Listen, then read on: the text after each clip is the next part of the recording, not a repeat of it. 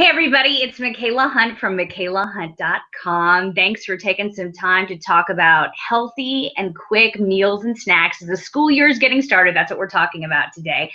I have been a journalist for about 17 years. This is an area that I enjoy talking about, especially because I have two little kids. And today joining me is Sally Kuzemchak. Thanks so much for being here, Sally. I really appreciate it. Thanks for having me. So give us a little bit of your background and bio so everybody knows you really have some expertise in this area. You're coming from a place that's completely legit. So just let everybody know what you're all about. Sure, yeah. So I am a registered dietitian here in Columbus, and I am a mom. I have two boys, ages 7 and 11, and I have a blog called realmomnutrition.com where I write about feeding kids and staying sane, which is the really important part there. It's all about reality and reality-based advice. So, and you know, I'm a busy working mom as well, so I'm very familiar with all of these issues. And I've packed, I think I counted, I have packed almost 1,000 lunches in my day. So I feel really comfortable talking about this topic. Yes, you do. And a lot of us can learn a lot because I have not packed that many yet.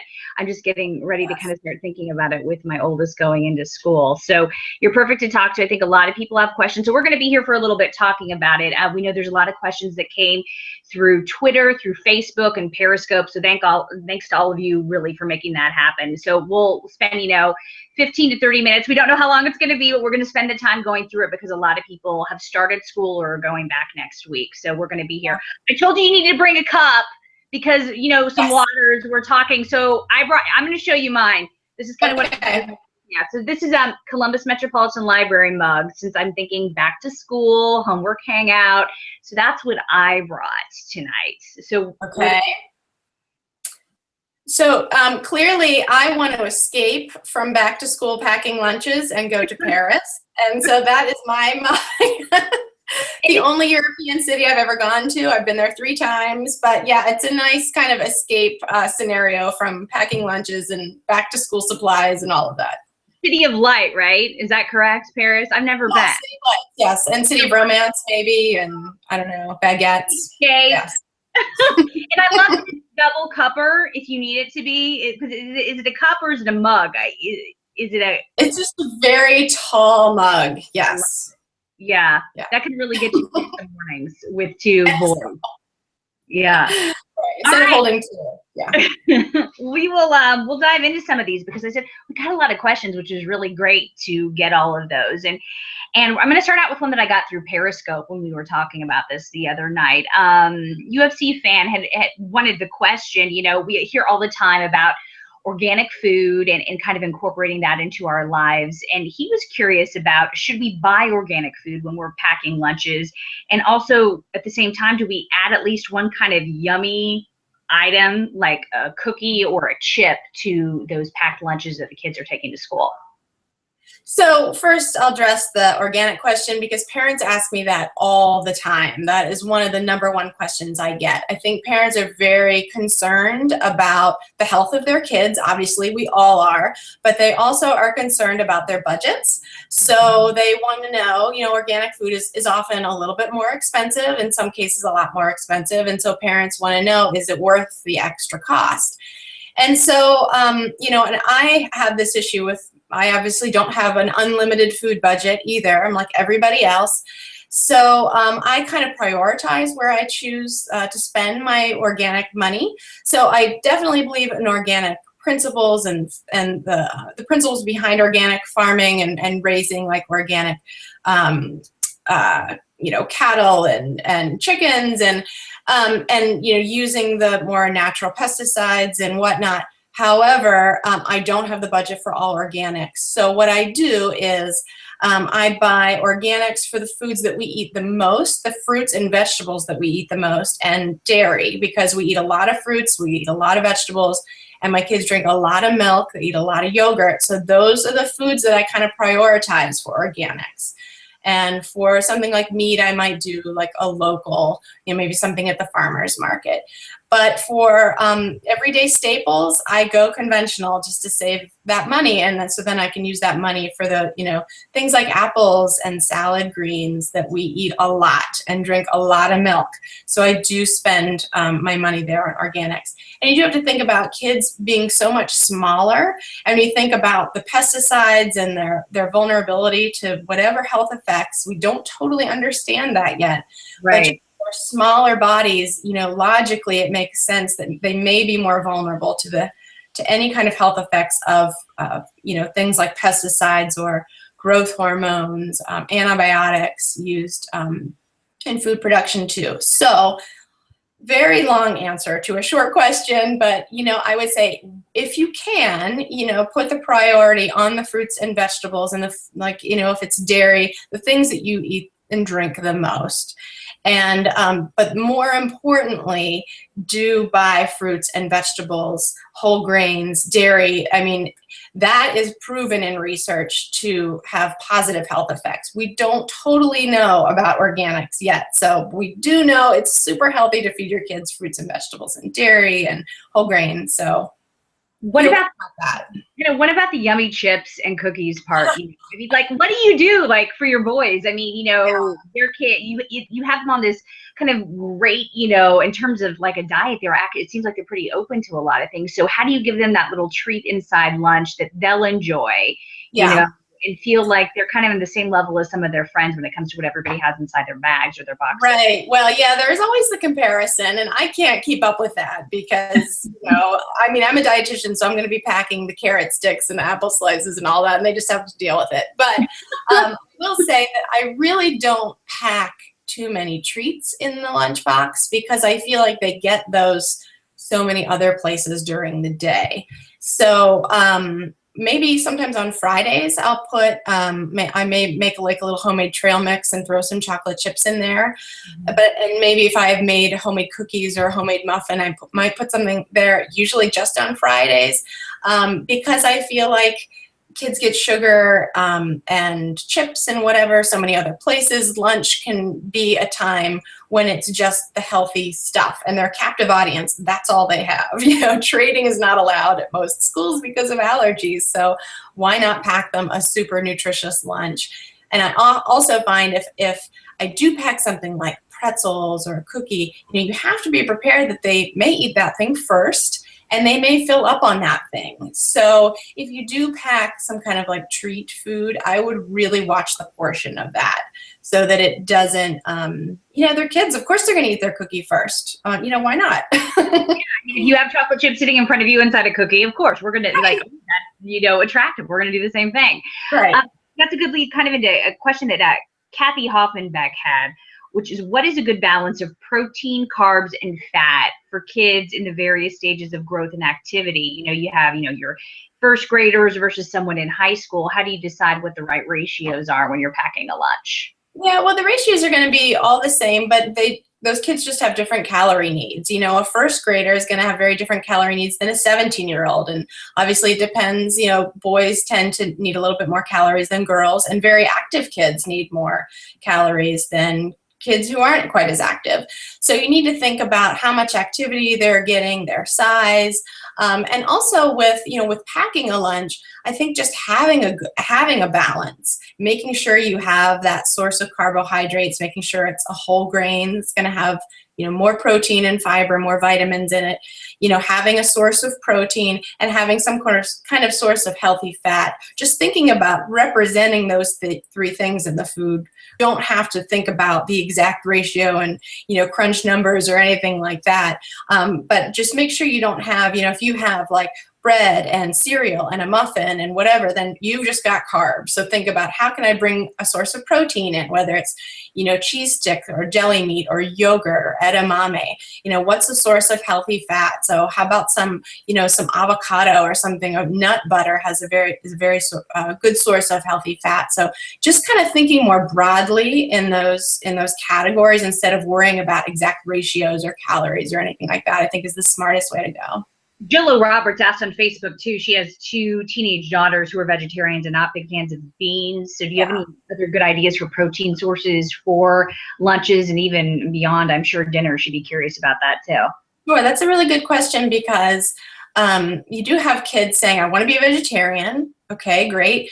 But if they're not going to eat the plant-based sources of protein, that can be tricky. So I would, first of all, I would keep trying on the beans. And it might be a texture issue. And if it is, try mashing them up. They might like hummus. They might like refried beans. They might like mashed black beans in an enchilada instead of whole black beans. So keep trying, because beans are a fantastic source of protein and fiber for vegetarians.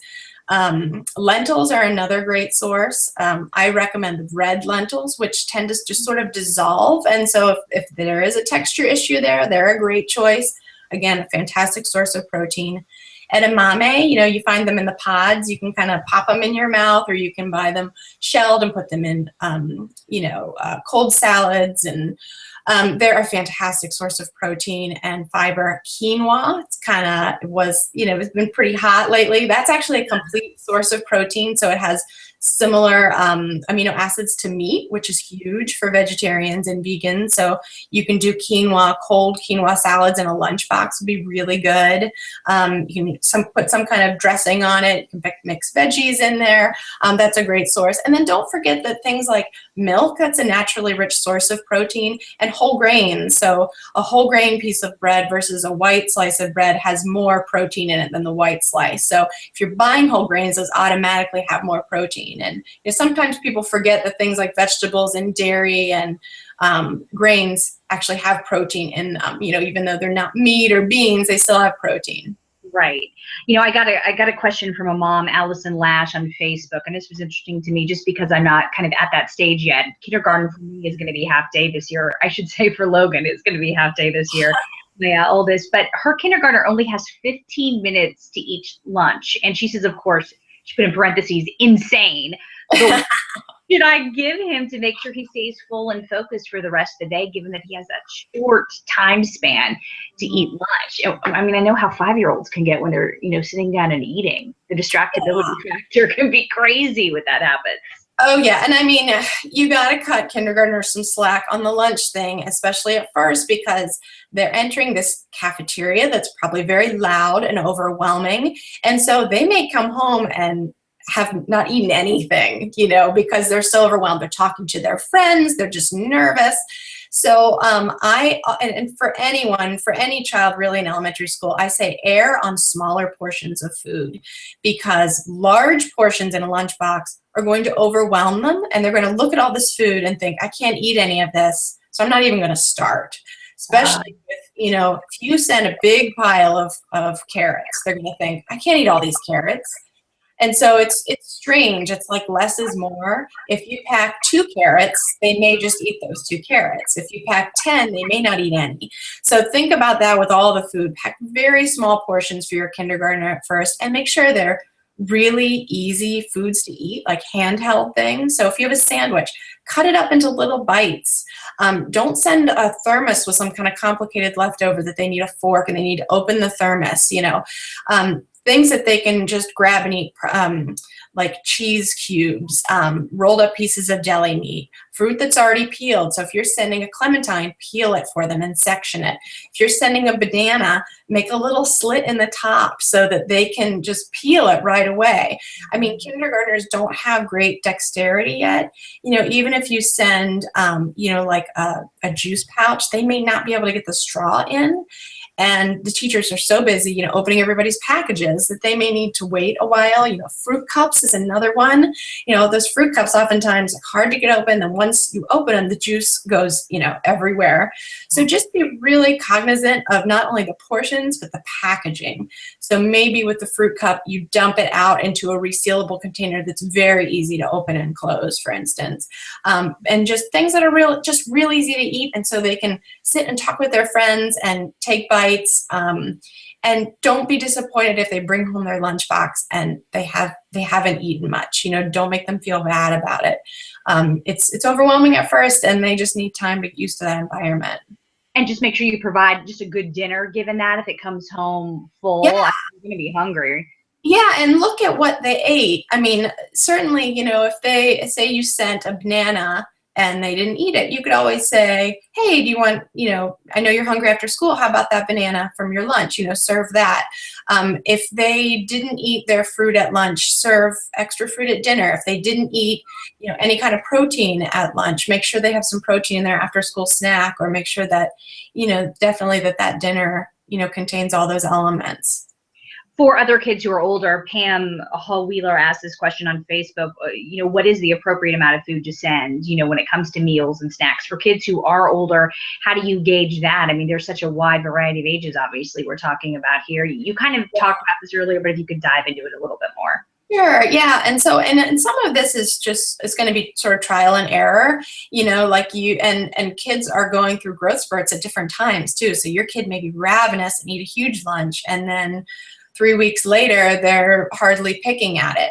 So, for those older kids, I think it's smart too. They have a little bit more autonomy, and they might have sports practices after school and different activities after school. So I think it's always a good idea to not only send the lunch, but pack a few things in the backpack so that they can grab those things. Or if they didn't have time to eat lunch, they can grab one of those things. So that might be, a lower sugar energy bar. It could be a banana. It could be, some cheese sticks, whatever it is that they can kind of go in there and grab it and supplement whatever, they've had for lunch. But it may just take a little bit of time to see what that sweet spot is in the amount of food to send.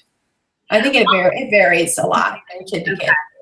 So Molly Seraphin asked, how do you get kids involved with prepping and sorting? She thought that might be a good idea, but how do you do that in a way where they're kind of focused on those good choices, of course? Yeah. And it's so funny because it's always been my goal to have my kids pack their lunches or have some say, but I'm such a control freak that I have a really hard time handing over the reins, like I want to be in charge.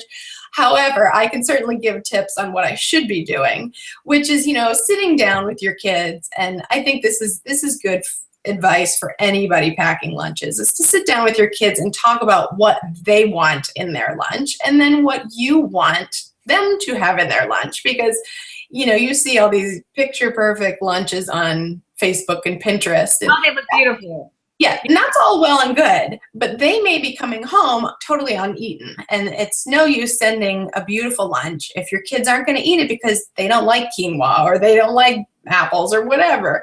So, kind of come to some sort of compromise on that, and you can even give them those broad categories. Like, I would really like to have you pack a fruit every day. I would like to have some kind of protein source, some kind of calcium source, a whole grain. Talk about the choices within those categories. And then you can even set up like a little station if you have a shelf on the bottom of your pantry where you can have like single serve applesauce cups and different kinds of things that they can choose and pack. Okay, this is my fruit choice. This is my whole grain choice, whatever it is. And then you get kids kind of tuned into what a balanced meal actually looks like, which is always a nice thing. Do the same thing in your refrigerator, bottom shelf of your fridge. You can have the, cups of yogurt or the milk boxes or the cheese sticks or whatever it is. And so then they can choose from each of those categories, and that helps lighten your load too. I mean, how great to have somebody helping with that chore. I want that now. I thought I would pack his lunch. No, but eventually. It's coming. One of the things that kind of leads us into some just food safety issues, because I'm thinking about like Greek yogurt is a pretty decent source of protein given that it's dairy, right? Yep, absolutely. So, but I get a little squeamish maybe about, I guess that'd be the best way to put it, about packing yogurt in a lunch and sending it to school with kids. So a couple of the questions we got had to do with this. From Dave McMacken, he asked, what food should be avoided in packed lunches, thinking about food safety, and what is kind of your perspective on that? Can I pack my yogurt? Do I have to have an ice pack when I pack that yogurt? Which ones have them? Joy Metzger had that question, what doesn't need an ice pack? And Holly Pendel says, is including an ice pack enough to keep lunch meats and dairy items such as yogurt safe in an insulated pack? So kind of take us through what is good and safe to be able to put in without having to worry about an ice pack, and then when you need to pack that extra storage thing that you have in your freezer. Yeah, so if you don't want to pack and use an ice pack, you could certainly do leftovers in a thermos. I mean, that's don't need an ice pack for that. And I think that's an option that a lot of parents don't think about, but is so easy. I mean, basically, whatever you had last night, put it in a thermos. And then, like today I had we had leftover Chinese food. And so I sent some leftover Chinese food in a thermos, put a cup of natural applesauce in there and a drink. And that's all he wanted for lunch. And so, that's really easy. Obviously nut butter sandwiches, any kind of nut butter, peanut butter, almond butter, cashew butter, that doesn't need to be refrigerated. So nut butter sandwiches, if your school allows nuts, would not need an ice pack. And any kind of homemade muffins or bars, or sometimes you could do a breakfast themed lunch that was like homemade pancakes or homemade waffles or something like that. They could be spread with nut butter or not, jam, something like that. That would not need a cold pack. But most everything else does need a cold pack, and I highly recommend them. And I highly recommend those insulated lunch bags, and those are very, easy to find because they add that extra layer of protection, keeping the food cold. If you're nervous about it, get 2 ice packs and sandwich whatever the item is that you're worried about between the 2 lunch packs. If it's the yogurt or if it's a deli meat sandwich or something like that. Also, if you're sending a juice box, you can freeze those and put that in, and that acts as a 3rd ice pack. If you're sending a sandwich, you can actually freeze the sandwich the night before, put it in there, and that's another ice pack. And with the yogurts, if you're doing the squeeze yogurts, why not put those in the freezer, pull them out, put it in the lunch bag. It's going to defrost slightly by lunchtime, but it'll still be really good. And again, that adds another little bit of chill for the lunch to stay at a safe temperature. And keep in mind, if you're sending your kid to elementary school, for instance, and let's say they get there at 8:30, which is pretty early. Some of these kids are eating lunch at 11:30, 12. That's really not that long for that lunch to sit there, assuming you have the ice packs and the insulated bag. My word of caution, though, is when school is over, I would not, with those highly perishable foods, not highly, but the more perishable foods like the yogurt and the deli meat, I would not then let your child eat those at the end of the day. Let's say she didn't have time to eat her yogurt or a sandwich and she's hungry after school. I would probably caution against having her eat those things, because then that's been, a good 6, 7, 8 hours since they've been packed. And those ice packs, aren't huge. So then I would toss those foods and say, let's have something else for after school snack. Yeah, I mean, those are some great ideas, because I think people are concerned about it. I remember being a kid and being concerned about it myself when I was packing my own lunch, thinking, okay, what am I putting in it? So that's some excellent thoughts on that. And given you were kind of talking about the thermos, though, I want to ask you about this because it's been a long time since I've used a thermos, and I'm probably not the only one. So, I mean, you were talking about kind of the, meal, kind of the Chinese meal they were taking in the thermos. So are they heating it up? How does that work? I literally cannot remember how it works with that and what you do in a cafeteria with it.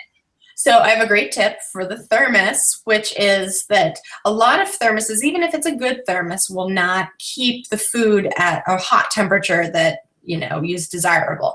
So you can actually preheat your thermos, and all that involves is you boil some water on the stove in a saucepan, put it in the empty thermos, close the thermos, let it sit for a couple minutes, dump it out, and then put your hot food in and close it immediately. So you've preheated the thermos, then add the hot food, close it up, and it will stay hotter longer than if you put the hot food in a cold thermos and close the lid.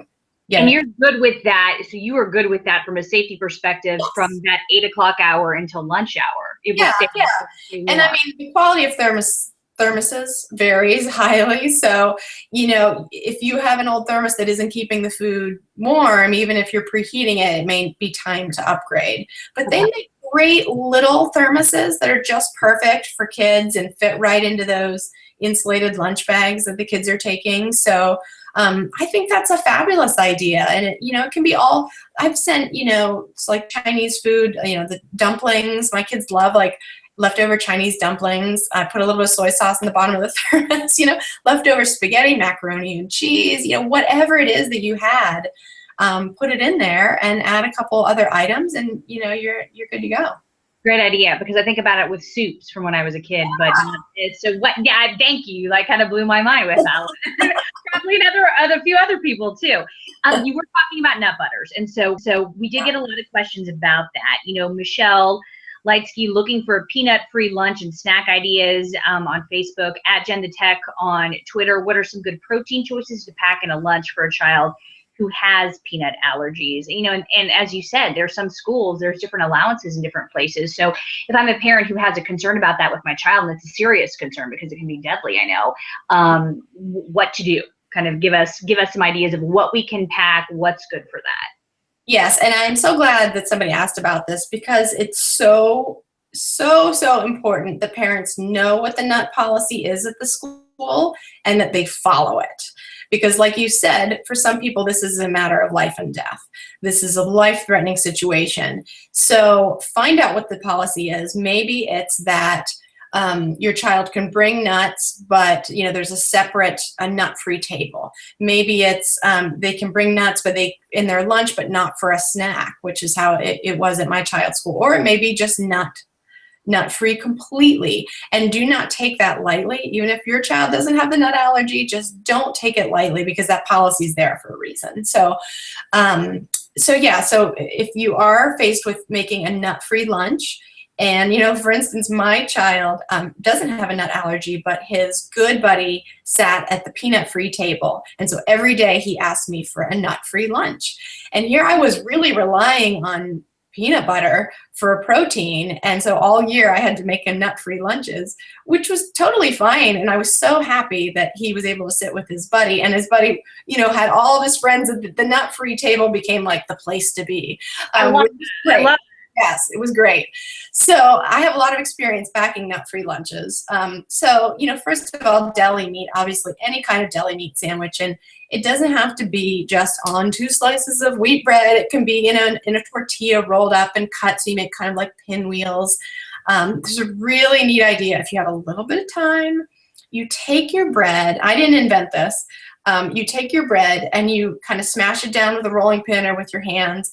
You put the fillings on, you put another piece of bread, you smash it down, you roll up and slice it, and it's sandwich sushi. It's adorable. It ends up looking like California rolls, but it's a sandwich. It's so cute. You have this cool lunch. We were talking about beautiful lunches. That's an easy way to make a good looking lunch. I know. Everybody's going to want your lunch. Yeah. Hummus and pita. If some kids really like hummus, you can put it in the pita, or you can put it in a little container with different things to dip into it. Again, those breakfast themed lunches, getting back to the thermos, you can put oatmeal in your thermos with different kinds of toppings. Put a little bit of honey and fruit in there. A hard-boiled egg, great source of protein, nut-free. Cheese sticks, you can roll deli meat around the cheese sticks, cheese cubes. Soup, any kind of cold whole wheat pasta salad is fun for lunch boxes, just as long as you have your cold pack in there. And for kids who like them, the little cottage cheese singles are fun, and you can get some fruit to put on top, or they can mix it in their lunch box with fruit. So those are some good nut-free options. And I would say also is just make sure you read your labels too. I know parents who have children with allergies do this automatically, but if you are supposed to bring a nut-free, just look at the label just to make sure there are no nuts in it. Yeah, because I feel like it can be hidden definitely in the ingredients. Sometimes you don't expect to see it. Heather Dower asked about gluten-free options. What she could pack for a child that has to eat gluten-free and isn't at all happy about it. She also mentioned to me on Facebook. Yeah, well, luckily there are a lot of gluten-free products now. I mean, that's been a huge change in the last, 5 to 10 years, where you can really get pretty good gluten-free, bread and English muffins and wraps and things like that. So all is not lost in terms of the bread products for kids. And there's a lot of great crackers too, that are gluten-free, like rice crackers and things. You can look at, just make sure, obviously, you look at the labels, but, you could do a cheese and a cracker. You could do the hummus and the crackers to make it a little bit more fun. If this kid's feeling like, ugh, I'm not enjoying this, take a skewer and thread something and make a little lunchbox kebab. You could do cherry tomatoes and cheese cubes and, pieces of deli meat or whatever, and just make, they can pick it up and it's a little bit more fun. Use that thermos again. You could do the thermos with refried beans and cheese and send a tortilla, and they could make a gluten-free tortilla, and they could make a little, tortilla for lunch. And again, those hard-boiled eggs are an awesome source of protein, and they're really filling. So that will definitely keep your child's tummy from rumbling, all afternoon. Yeah, give them some sustenance for getting through the rest of the day. I know we're kind of getting close to the end of our time. This went so fast. We still got to talk about dinner. I do want to talk about dinners a little bit too. So kind of, if I had to theme some of these questions, Michelle Benjamin let's ask about snacks actually first. Michelle Benjamin wanted to find some easy after school snacks that were healthy. At Denise Orr said, what are some good protein bar choices, which I kind of tend to think about when it comes to and then at Kendra Duersum wanted to know about some quick warm-up ideas for snacks after school. So if you can kind of encompass some of that together, tell me about snacks and some of the things that could fit into some of those questions that were asked. Sure. So snacks, again, look at what they ate and did not eat for lunch, and, don't present it as a punishment. Like, oh, you didn't eat this in your lunch, so now you have to eat it at your snack. It's just take a glance. Oh, they didn't eat any of their fruit, and, just serve some, nut butter and apple slices or something like that. I usually like to think about a snack as some carb and some protein together. The carb is going to give you the energy, refueling that energy. Maybe they've had a long day and they were playing on the playground after school or had sports practice. They need to replenish some of that energy. And then the protein is going to be the nutrient that's going to be the most filling. Is going to keep them satisfied. If you set them down with a bowl of pretzels, for instance, it's not going to satisfy them at all. It's going to be kind of like, eating air. So if you want to do pretzels, I would do, dip it into some hummus or dip it in nut butter or something like that. A lot of kids are liking avocado on toast. That's a really fun, snack. Even a little small bowl of cereal or very small smoothie. I would just caution to make sure that snack is no closer than about an hour and a half before dinner, because then, then you get parents saying, my child won't even eat dinner. And a lot of kids come home from school so ravenous, they'll eat this huge snack, and then parents are frustrated because they don't want dinner, but it makes sense because they just had a huge snack. So watch out for that. I know. It's happened in our house, and I've had that happen many times. Kelly Bollinger wanted to know what kind of snacks she could take in a cooler, especially snacks between daycare pickup and those sports activities for a 3-year-old and a 2nd grader. So what would you pack up in a cooler that might be good? Yeah, so obviously I love fresh fruit, and it's so easy, and it can be bananas, it can be washed grapes, it can be, whatever it is. I think kids do not eat enough fruit and vegetables for that matter. So I think having some of those things as a default always in the cooler is just a really good idea. I'm a big fan of at-home trail mix. So a lot of the ones you buy in the stores are not that great for you. They might have, like deep fried banana chips in them. They have a lot of chocolate in them, whatever it is. So, and it's also a nice way to kind of clean out your cupboards too. So you can take any kind of nuts, any kind of dried fruit, any kind of whole grain cereal pieces, whatever it is, toss it in a baggie. And a few chocolate chips, why not? And toss it in a baggie, and you can get those little snack-sized baggies so each kid can have their own kind of little portion of at-home trail mix. The yogurt tubes and cups, I think, are great. Freeze the tubes, and even if they defrost, they're still cold and a really nice texture. Edamame is again a great. It's a really fun snack. If you haven't tried it with your kids, you should, because it has a great nutty flavor. It's really fun to pop out of the pods. A lot of kids like it, and even if it's buy the lightly salted kind, it doesn't have much salt on it. It adds a little bit of flavor. And edamame is a great protein source and a fiber source. So that I think that's just an excellent snack for kids. So yeah, those are my kind of top recommendations for the cooler. And what about non-perishable foods? I love this question from @Barb Nichols. She did this on Periscope. She needed ideas for non-perishable foods, and I would take it snacks to send to college with her son to avoid the fresh food routine.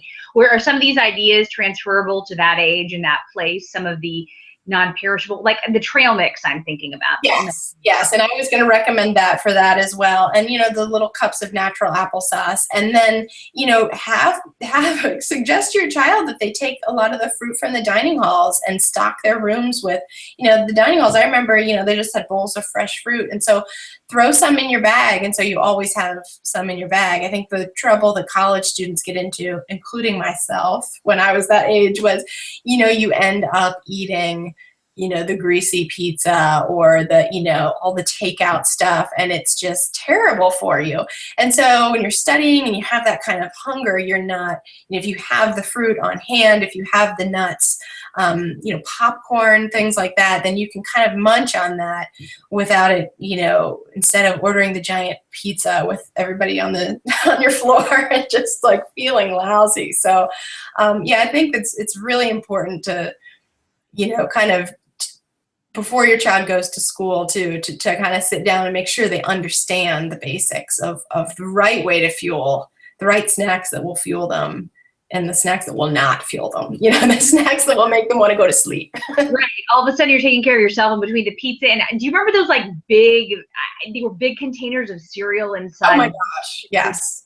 I mean, constantly going back up and up for cereal. I mean, I was like, well, I'm not sure what they have on the line today, so I'm going to go get like Captain Crunch and put it inside my cereal bowl, and I'll have a few of those. And we had Belgian waffles, a waffle maker there at all times with like soft serve ice cream. So, I would get like a waffle with ice cream for lunch. It was just like, oh my gosh. I mean, that's part of the reason I became a dietitian is I gained a lot of weight in college. Well, 15 pounds, but I'm really petite, so that was a lot. And so I saw a dietitian.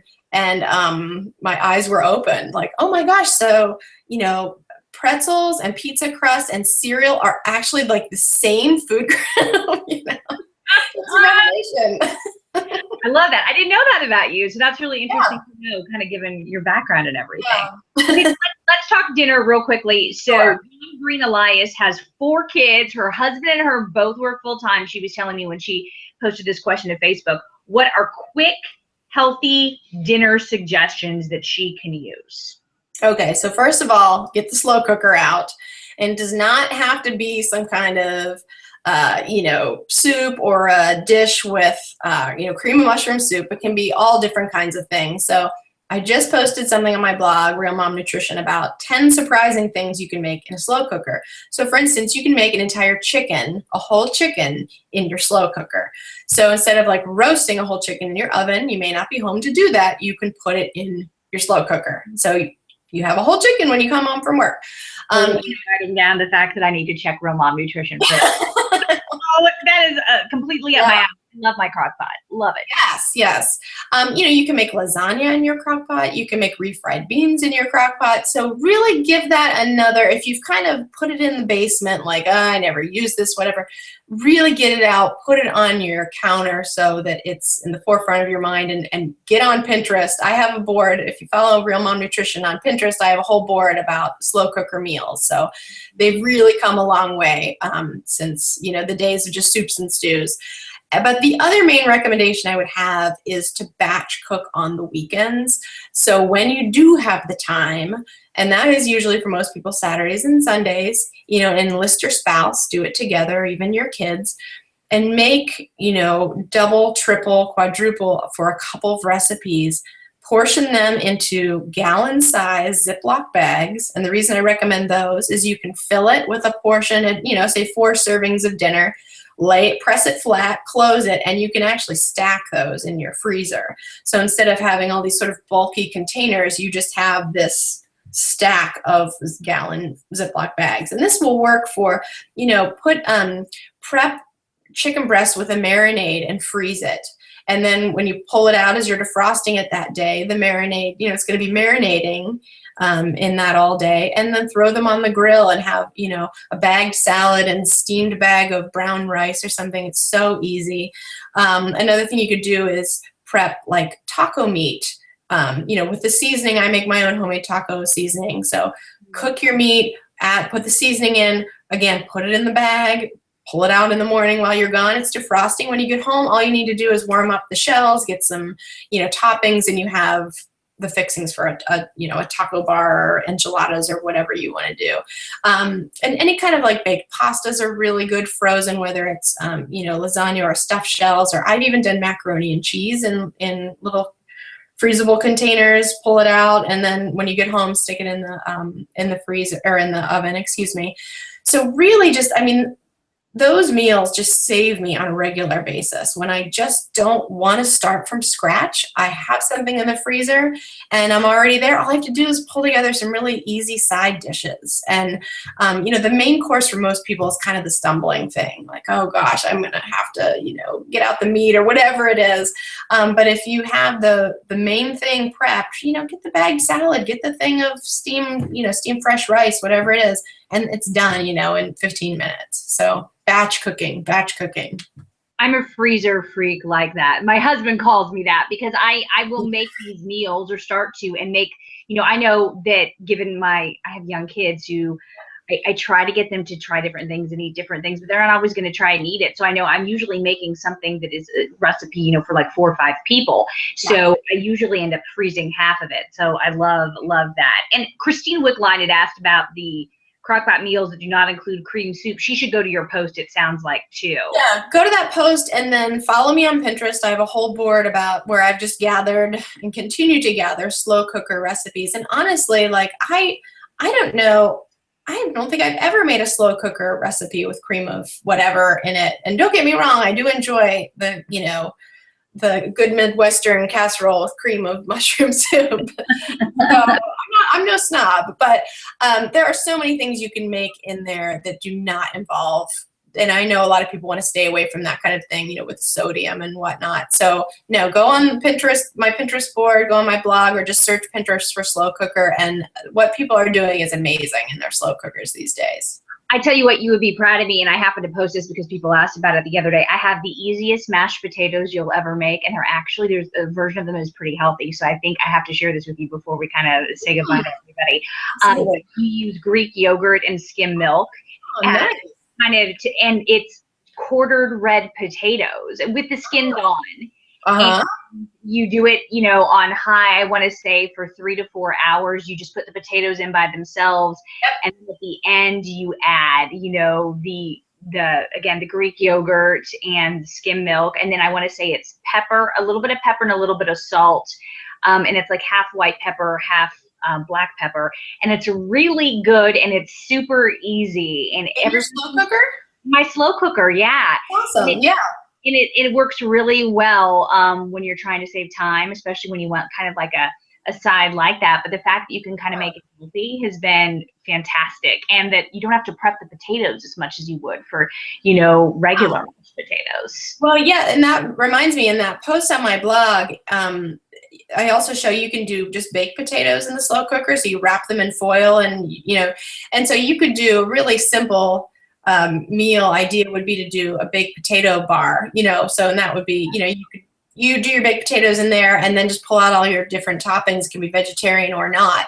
And that would be a really easy weeknight meal as well, add a salad, whatever. And, or, sandwiches, like people, get a panini press and you'll suddenly elevate sandwich night to like, ooh, it's fancy, It's a whole new level.